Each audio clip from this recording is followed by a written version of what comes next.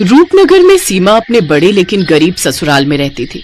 उसके ससुराल में उसके सास ससुर, पति और 4 साल की बेटी रूही थी। सीमा का पति अशोक एक फैक्ट्री में गार्ड का काम करता था। एक रात काम पर जाते वक्त उसका एक्सीडेंट हुआ और उसके दोनों पैरों में गहरी चोट लग गई और कुछ महीने के लिए डॉक्टर ने उसे बेड रेस्ट के लिए बोल दिया था। अशोक की ऐसी हालत देख फैक्ट्री के मालिक ने उसको बिना तनख्वाह दिए छुट्टी पर भेज दिया। इसलिए घर खर्च चलाने के लिए सीमा ने लोगों के घरों में काम करना शुरू कर दिया। क्या नाम है तुम्हारा? जी सीमा। देखो सीमा, घर की साफ सफाई, झाड़ू पोछा, बर्तन, कपड़े, ये सब काम तुम्हें करने होंगे और इसके बदले में मैं तुम्हें 3,000 दूंगी, ठीक है? जी मालकिन, मैं कल से आ जाऊंगी। अगले दिन से सीमा काम पर चली गई। सीमा, घर की साफ सफाई हो गई हो तो फिर जरा किचन भी अच्छे से साफ कर देना, और हाँ, जब जाएगी तो एक बार मुझे फुट मसाज दे देना। उफ, कल शॉपिंग करके आई हूं ना तो पैर बहुत दुख रहे हैं। ठीक है मालकिन, मैं कर दूंगी। सारा काम निपटाकर मालकिन की फुट मसाज करके सीमा घर लौटती है। थकी हारी सीमा घर लौटी तो उसकी ऐसी हालत देखकर अशोक बोला, मुझे माफ करना सीमा, आज मेरे कारण तुम्हें दूसरों के यहाँ ये सब काम करना पड़ रहा है। ये आप कैसी बातें कर रहे हैं जी? जिंदगी में उतार चढ़ाव तो आते ही रहते हैं और बुरा वक्त ही तो है, आज नहीं तो कल कट जाएगा। सीमा एक जिंदा दिल औरत थी, उसमें बहुत हिम्मत थी। वो हर मुसीबत से लड़ना जानती थी। सीमा के ससुराल वाले बहुत ही अच्छे थे। सीमा काम पर जाती तो उसके सास ससुर घर का सारा काम संभाल लेते, लेकिन मालकिन द्वारा दिए गए पैसों से सीमा और उसके परिवार का गुजारा बस उतना ही हो रहा था कि उन्हें 2 वक्त का खाना मिल जाता था। सीमा अपनी मालकिन रश्मिका के घर के सारे काम करती। कभी कभी अगर खाना बनाने वाली नहीं आती तो सीमा खाना भी बना देती। अरे वाह सीमा, तुम तो बहुत बढ़िया खाना बना लेती हो। जी मालकिन, मुझे सब कुछ बनाना आता है, इडली, सांभर, नूडल्स, मोमोज। अरे वाह, फिर तो तुम बड़ी ही टैलेंटेड हो। ऐसे ही समय बीता। एक रोज रश्मिका के बर्थडे पर उसकी कुछ फ्रेंड्स उसके घर आने वाली थी।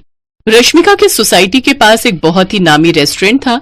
रश्मिका ने अपने बर्थडे पर अपने सभी फ्रेंड्स को वो मोमोज खिलाने का प्रॉमिस किया था, लेकिन अपने बर्थडे वाले दिन जब रश्मिका ने उस रेस्टोरेंट में फोन किया तो वो बंद था। ओह नो, इसको भी आज ही बंद होना था।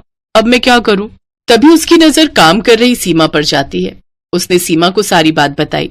लेकिन मालकिन, मैं वो होटल जैसे मोमोज नहीं बना पाऊंगी और तीखी चटपटी चटनी तो मुझे बनानी ही नहीं आती। अरे कौन सी बड़ी बात है, यूट्यूब पर तू उसकी रेसिपी देख ले, सामान मैं मंगवा देती हूँ। वैसे भी तो तू खाना अच्छा बना लेती है, मोमोज भी बनाई लेगी अच्छे से। रश्मिका ने यूट्यूब ऑन कर दिया, जिसे देख सीमा मोमोज और स्पाइसी चटनी बनाने लगी। वो वीडियो देखकर सीमा ने वेज मोमोज, चिकन मोमोज और पनीर मोमोज बना दिए। फिर सीमा ने सबको स्नैक्स सर्व किए, साथ ही चटपटे मोमोज भी खाने को दिए। वाह यार, क्या मोमोज है! सच में इस स्पाइसी रेस्टोरेंट का भी जवाब नहीं। कमाल के कुक हैं इसके। अरे ये कमाल मेरी कुक, मेरा मतलब है मेट सीमा का है। वो रेस्टोरेंट तो आज बंद था, इसलिए मैंने इसे ही बोल दिया बनाने को। क्या सच में? लेकिन इन्हें खाकर तो ऐसा लग रहा है जैसे किसी महंगे रेस्टोरेंट से मंगवाए हो। सचमुच जवाब नहीं इसका। उन सब ने ज्यादातर मोमोज ही खाए। सबको मोमोज इतने पसंद आए कि मोमोज ही कम पड़ गए। सीमा भी अपनी तारीफ सुनकर बहुत खुश थी। घर आकर उसने ये बात अपने ससुराल वालों को बताई। हमें तो पहले ही पता था हमारी बहू बड़ी हुनर वाली है, जो भी काम करती है दिल से करती है और उसमें जान डाल देती है। ऐसी बात है तो माँ कभी हमें भी मोमोज बनाकर खिलाओ, वो भी चटपटे वाले। ठीक है मेरी बच्ची, मैं कल ही तुम सबके लिए बिल्कुल वैसे ही मोमोज बनाऊंगी। अगले दिन सीमा ने घर में मोमोज बनाए और सबको खाने को दिए। मैं ना कहती थी मेरी बहू के हाथों में तो जादू है, जादू। अरे मैं तो कहती हूँ तू लोगों के घरों का काम छोड़कर मोमोज बनाना शुरू कर दे, अच्छी कमाई हो जाएगी। लेकिन इन सब के लिए पैसे कहाँ से आएंगे? मैंने कुछ पैसे जोड़ कर रखे हैं बहू। जब राशन के लिए पैसे देती थी तो उसमें से मैं थोड़ी बचत कर लेती थी बुरे समय के लिए। अब उन्हीं पैसों से मोमोज बनाने का सामान आएगा। सीमा की सास कनस्तर में छुपाए हुए उन पैसों को ले आती है और सीमा को दे देती है, लेकिन वो सिर्फ 1800 रुपए ही थे। ये देख सीमा उदास हो जाती है। क्यों उदास होती है बहू? हर काम की शुरुआत छोटे से ही होती है। आप ठीक कह रही हैं माँ जी, अब मैं इसी से अपना काम शुरू करूंगी। अगले दिन से सीमा ने रश्मिका के घर का काम छोड़ दिया। फिर वो बाजार गई और मोमोज बनाने का सामान ले आई। सामान लाते वक्त उसकी नजर रास्ते में एक टोकरी वाले पर गई। ठेला तो बहुत महंगा आएगा, तो क्यों ना मैं टोकरी में ही मोमोज रखकर बेचूं। ये सोचकर सीमा ने टोकरी ले ली और घर आकर सारा दिन मेहनत करके उसने मोमोज और चटपटी चटनी बनाकर तैयार कर ली। फिर शाम को सीमा अपने सर पर मोमोज और चटपटी चटनी के साथ में म्यूनिस से भरी टोकरी लेकर उन्हें बेचने निकल गई। वो गली मोहल्लों में घूम घूम कर चटपटे मोमोज बेचने लगी। चटपटे मोमोज ले लो, स्वादिष्ट स्वादिष्ट चटपटे मोमोज, जो एक बार खाएगा उंगलियां चाटता रह जाएगा। तभी एक औरत उसके पास आई। अच्छा अच्छा, ऐसी बात है, जरा लगा तो एक प्लेट, मैं अभी तो देखूं कितने चटपटे मोमोज है तेरे। वैसे कितने की है एक प्लेट? जी 30 रुपए। धीरे धीरे सीमा के पास और भी ग्राहकों की भीड़ लगनी शुरू हो गई। कुछ ही देर में सीमा की सारी टोकरी खाली हो गई। वो खुशी खुशी घर गई और सारी बात बताई।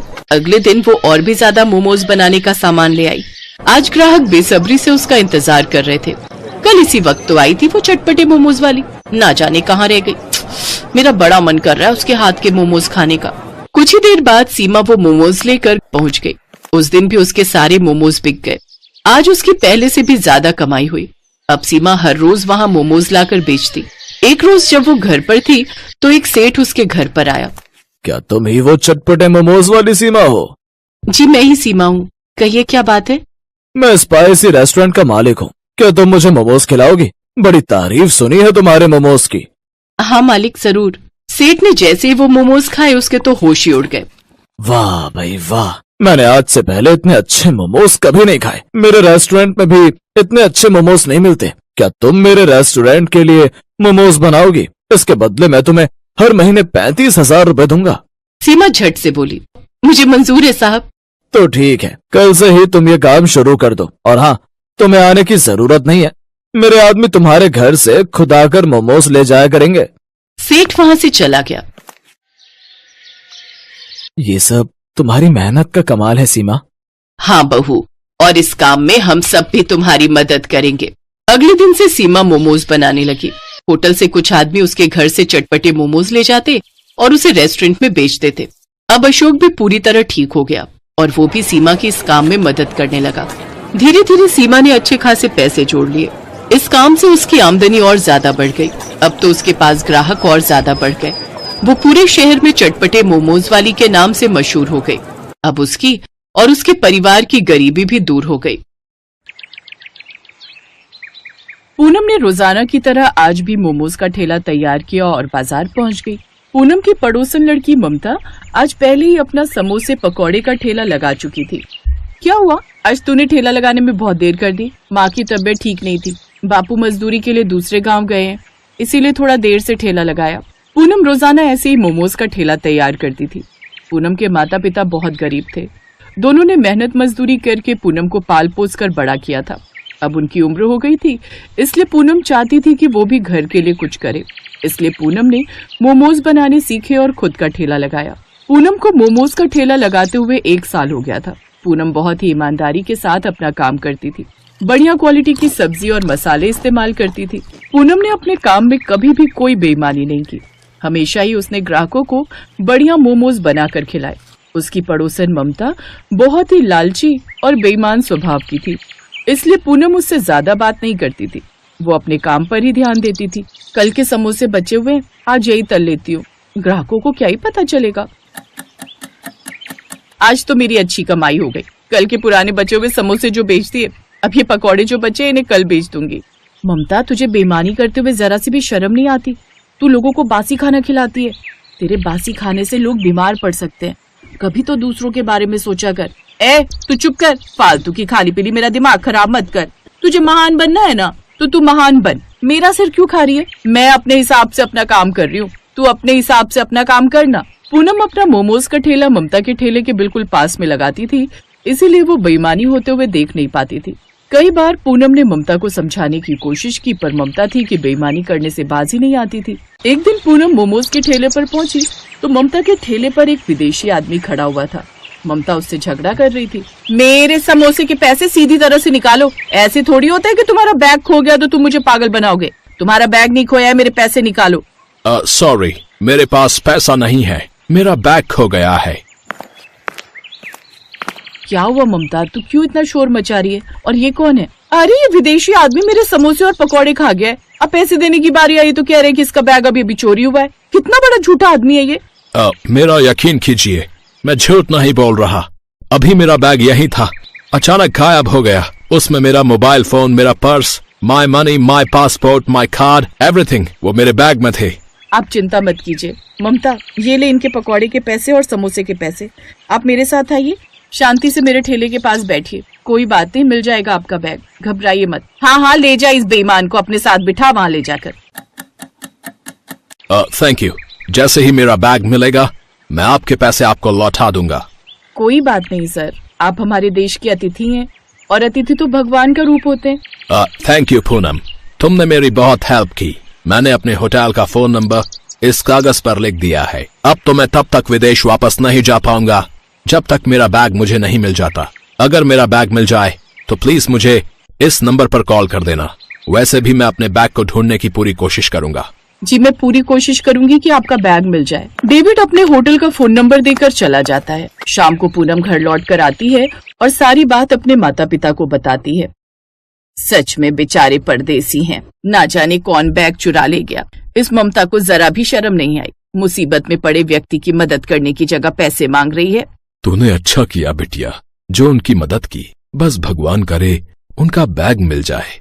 हाँ बापू, बस ऐसा ही हो। बेचारे बहुत परेशानी में थे। पूनम अभी अपने माता पिता से बात कर ही रही थी कि तभी पड़ोस में रहने वाली ममता की छोटी बहन गुड़िया पूनम के पास आ जाती है। पूनम दीदी, मेरे साथ बाजार चलोगे? मुझे अपने लिए नई फ्रॉक खरीदनी है।